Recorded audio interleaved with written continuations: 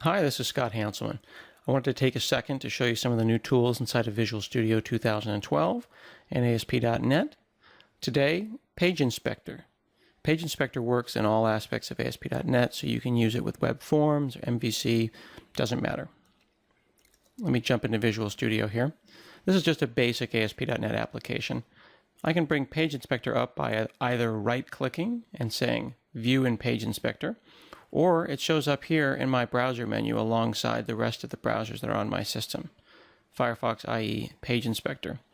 I'll go ahead and run Page Inspector, and you'll see that an integrated browser pops up inside of Visual Studio.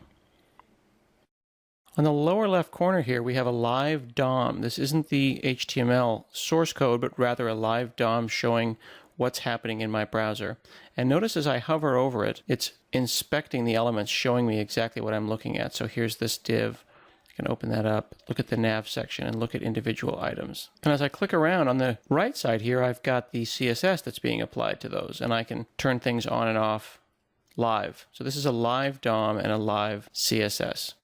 Now, often in web development, you'll find yourself wanting to know the answer to a simple question. What line of code made that HTML?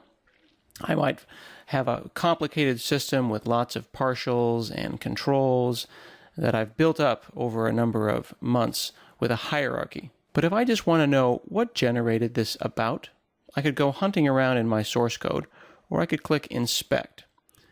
And now as I move around, not only am I getting that live tracking, notice that all three windows are updating. I can see where the HTML happened.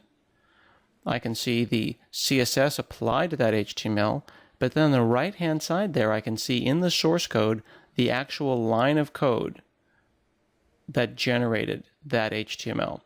And it's moving from the controllers into the view, all around the application. If there were partial classes, I can see where that partial was generated and who generated that partial. Like in this instance here, if I hover over register, that came out of the login partial.cshtml, while this link happened inside of a layout, and this link happened in the about page.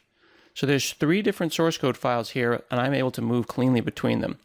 I can click on any one of them, start making a change. Notice that the Page Inspector says that there's been some changes.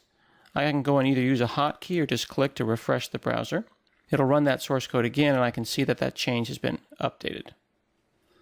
Notice even as I select on the left-hand side, it's actually selecting the code that did that work on the right-hand side.